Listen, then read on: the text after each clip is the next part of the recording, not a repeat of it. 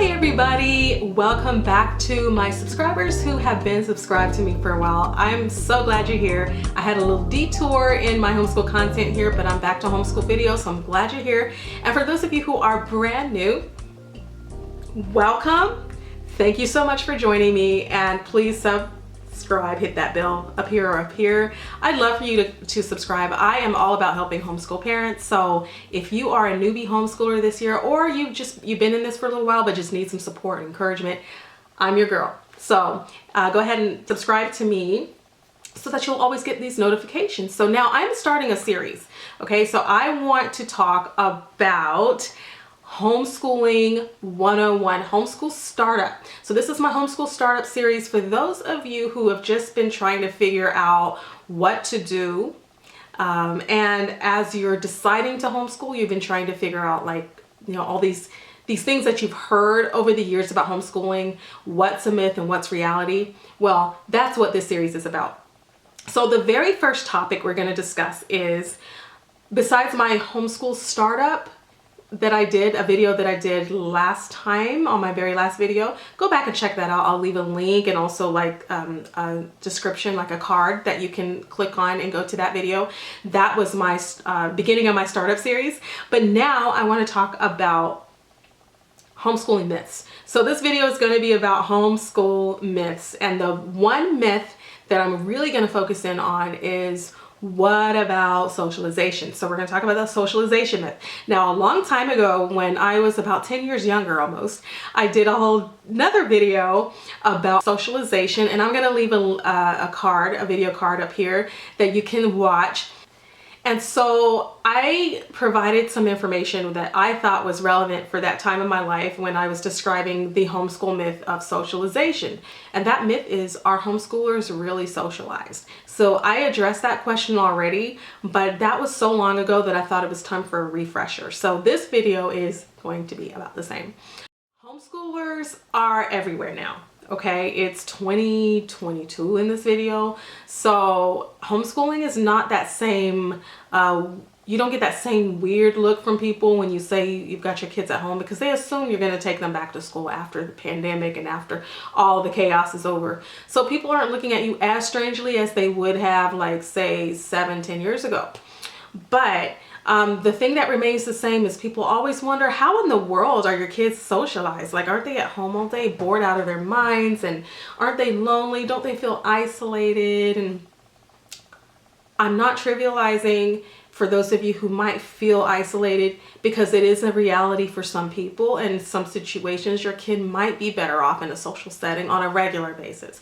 So I'm never saying that homeschooling is just this magic pill you take and everything is all right with your kids. Maybe they do need a little bit more, you know, going out of the house to get their structured activity. But I'm here to share with you that the socialization myth is a myth, because if you meet homeschoolers nowadays, you're going to find so many that are super busy and super involved, and their kids have a lot of activities that they're a part of.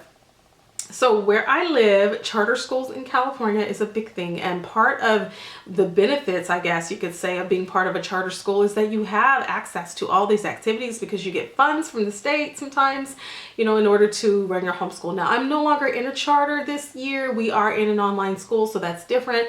But when I was in charter school, because we had that funds coming in, we could go ahead and use that for all kinds of things like music lessons and activities and all that. So it just made for very busy homeschool days, because we were always gone somewhere.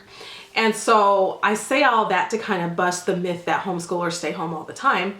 But if you stay home and you choose to be home because that's what's best and makes your family feel more holistic and well and peaceful, then that's what you do. And that does not mean that your kids are not socialized, because maybe they're socialized on the weekends. You know, maybe there's another time of your weeks or months where your kids get to be with other children. Maybe it's not every day, maybe it's not every week, but when they are with other kids, they're just fine, right? So I'm going to give you a couple of examples of things that can help you with socializing your kids. Now, I don't believe that children need to be quote unquote socialized. I think as part of being a human being, we're naturally inclined to be drawn to others and to be in communion in a community with other people. I think God created us to naturally want to have collaboration, conversation, community, uplifting. That's normal. You don't have to be part of a special group to desire that or to want that. So as a human, our human nature and our human tendencies are typically to gather where the people are. So you're going to find it that as your children need to be with other kids, as a homeschooler, you will figure out ways to get them to be with other kids. You don't have to put them in school, so to speak, in order for them to be in a structured place where there's other kids.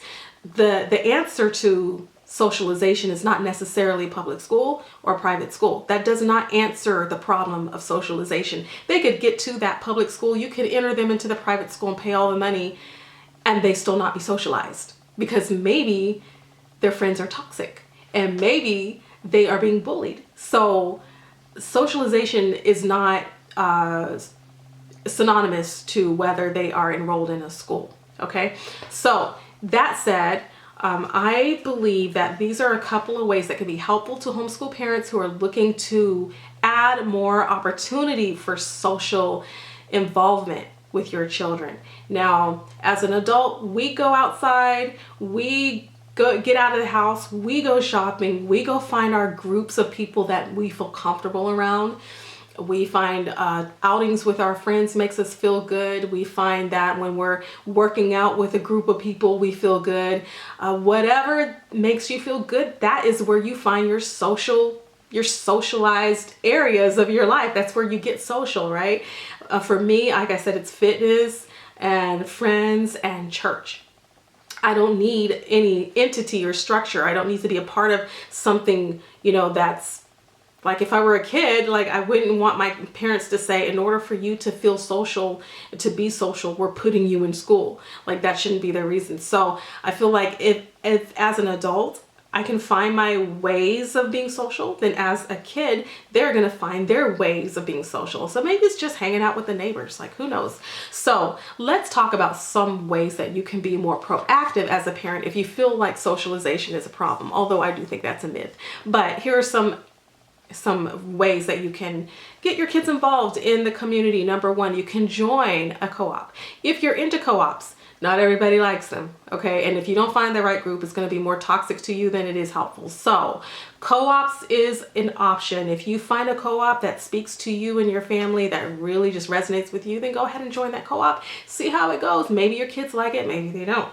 So it's good to check it out and see, but that's one way. And a co-op is simply that. For new homeschoolers, you're wondering, what is a co-op? A co-op is when a group of people who homeschool have created this community where they meet together, usually once a week, sometimes twice, but usually once a week, and they all bring their different interests and gifts and talents to the table. Some people might teach math, some might teach language arts, some might teach art, it might even just be an elective co-op where they're only teaching poetry and art and music and things like that. So it might not be academic, or it may be. I've been part of many co-ops, and my first co-op was a really big one down south where I used to live, and it was marvelous. I enjoyed it, and I did teach there. I taught technology to the 12th grade students, and I also was part of the nursery program where I helped watch over the babies because I had a baby at the time.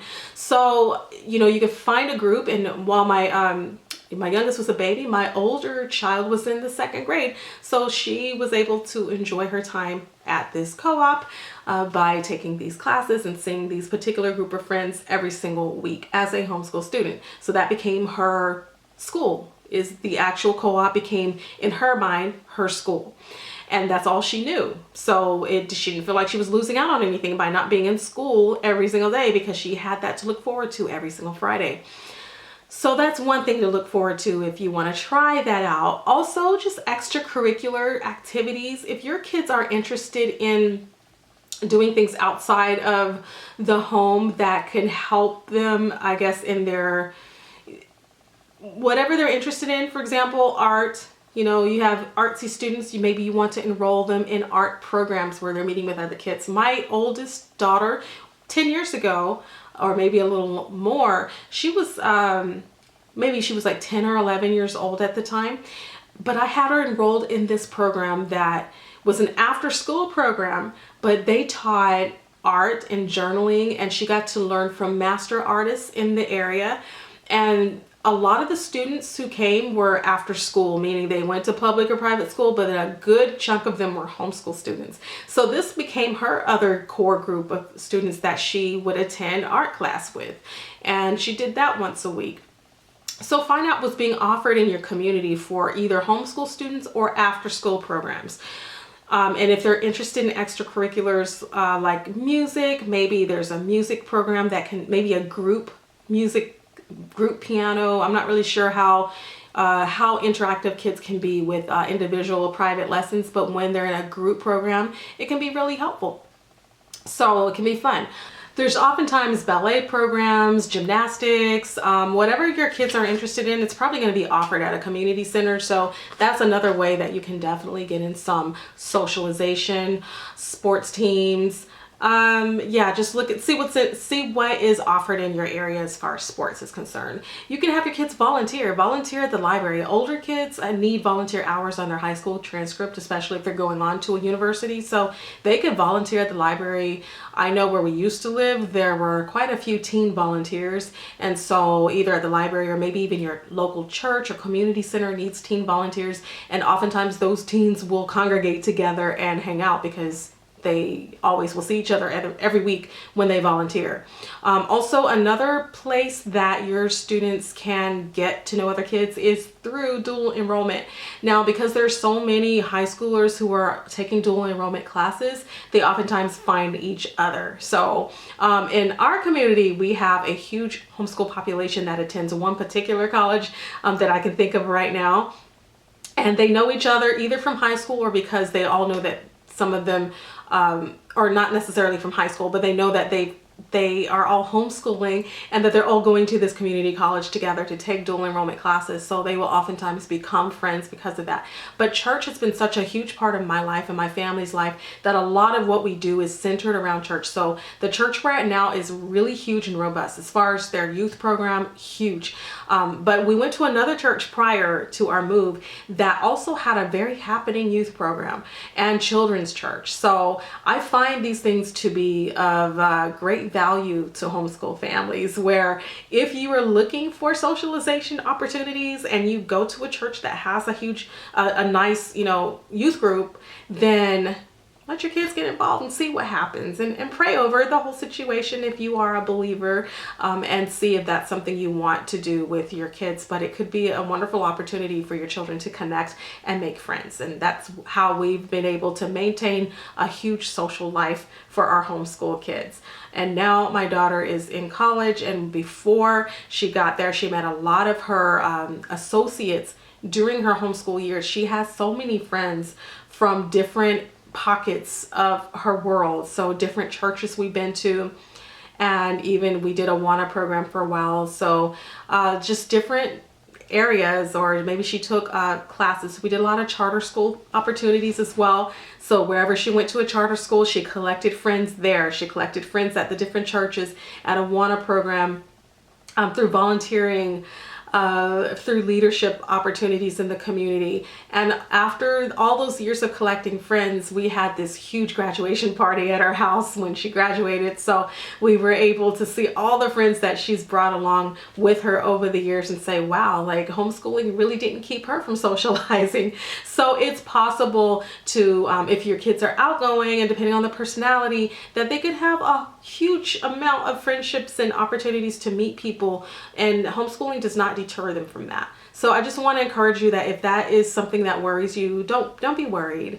It's really possible. And if your student is not really outgoing and they're introverted, they like to be to themselves, let them be to themselves as long as they need to be. And when they're ready to come out of their shell, or to loosen up a little bit and meet people and start trusting people, maybe they're going to be the one friend at a time kind of person.